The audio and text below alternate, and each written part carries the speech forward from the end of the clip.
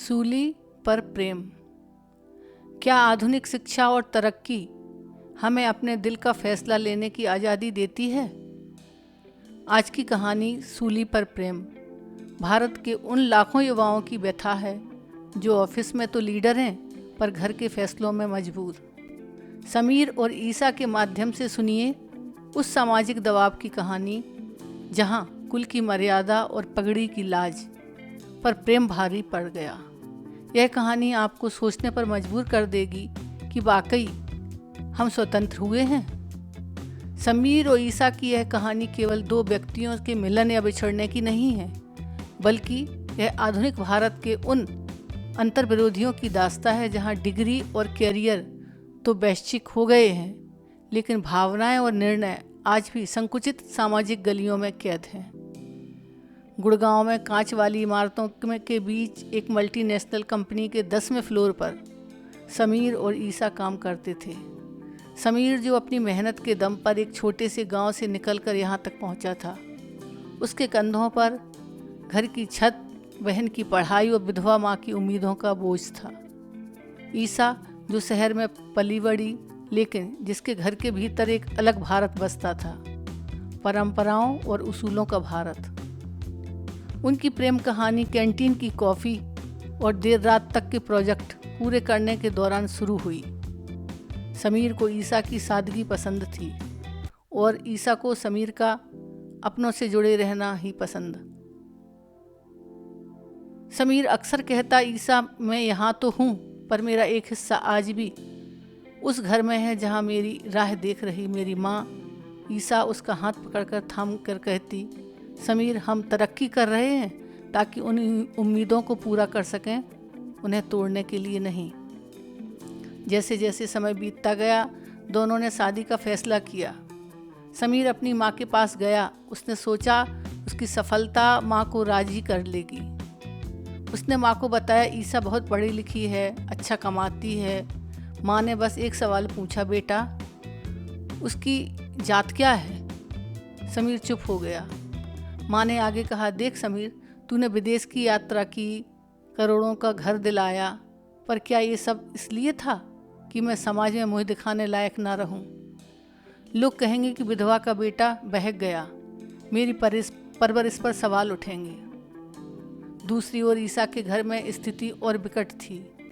ईसा के पिता जो एक रिटायर्ड शिक्षक थे, उनके लिए कुल की मर्यादा ही उनका एकमात्र धन था। उन्होंने ईसा से कहा, बेटा हम आधुनिक हैं पर इतने भी नहीं कि अपने जड़ों को काट दें। अगर तुम अपनी मर्जी से शादी करती हो तो तुम्हारी छोटी बहन का रिश्ता कौन लाएगा? समाज में हमारी थूथू होगी। मेरी एक पगड़ी आज तुम्हारे फैसलों के नीचे है। समीर और ईसा के बीच लंबी बहसें हुई। समीर ने तर्क दिया कि वे दोनों आत्मनिर्भर हैं, आर्थिक रूप से स्वतंत्र हैं, तो फिर उन्हें अपना जीवन साथी चुनने का अधिकार क्यों नहीं? ईसा ने कहा, अधिकार तो है समीर, पर उस अधिकार की कीमत बहुत बड़ी है। हमारे समाज में व्यक्ति अकेला नहीं। अगर हम अपनी खुशी चुनते हैं तो हमें अपने पीछे उन लोगों को रोते हुए छोड़ना होगा जिन्होंने हमें इस काबिल बनाया। यही वह कड़वा सच है जिसे आज का युवा हर दिन जीता है। भारत में आप कंपनी के सीईओ तो बन सकते हो, देश चला सकते हो, लेकिन अपनी पसंद के जीवन साथी चुनना आज भी एक क्रांति माना जाता है। युवाओं को लगता है कि अगर उन्होंने विद्रोह किया तो वे कृतज्ञ कहलाएंगे। कहानी में मोड़ तब आया जब ईसा के पिता ने बीमारी का बहाना नहीं बनाया, बल्कि अपनी खामोशी को अस्त्र बना लिया। उन्होंने खाना पीना छोड़ दिया और बस खिड़की के बाहर देखते रहते। उधर समीर की माँ ने गांव के उन लोगों की दुहाई दी जिन्होंने समीर के पिता की मौत के बाद उनके घर अनाज पहुंचाया था। समीर को लगा कि उसका प्रेम उसकी माँ की कृतज्ञता के आगे आ रहा है। एक शाम समीर और ईसा उसी पार्क की बेंच पर मिले जहां उन्होंने भविष्य के सपने देखे थे। ईसा ने भारी मन से कहा, समीर अगर हम भागकर शादी कर लें तो समाज हमें नहीं, हमारे माँ बाप को सजा देगा। उन्हें हर महफिल में नीचा दिखाया जाएगा। क्या हमारी खुशी इतनी बड़ी है कि हम उनकी उम्र भर की इज्जत की बलि दे दें? समीर की आंखों में आंसू थे। उसने महसूस किया कि वह सॉफ्टवेयर के बड़े बड़े कोड को सुलझा सकता है, पर समाज के इन पेचीदा ताने बाने को नहीं तोड़ सकता।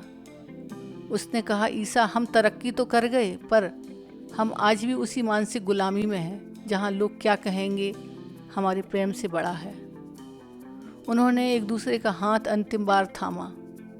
समीर ने कहा, प्रेम जितना गहरा है उतना त्याग की भावना उतनी ही गहरी है।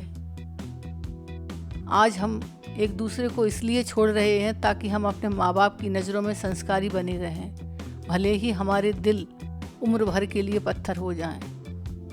उन्होंने अपने प्रेम की बलि दे दी। समीर ने अपनी माँ की पसंद की लड़की से शादी की और ईसा ने अपने पिता की पगड़ी की लाज रख ली। यह कहानी समीर और ईसा की हार नहीं, बल्कि उस समाज की हार है जो अपने बच्चों को मशीन तो बनाना चाहती है, पर उन्हें इंसान के रूप में अपनी भावना को चुनने का हक नहीं देता। समीर और ईसा आज भी सफल हैं, ऊंचे पदों पर हैं, पर उनके भीतर एक कोमल हिस्सा कहीं मर्यादा की सूली पर चढ़ चुका है।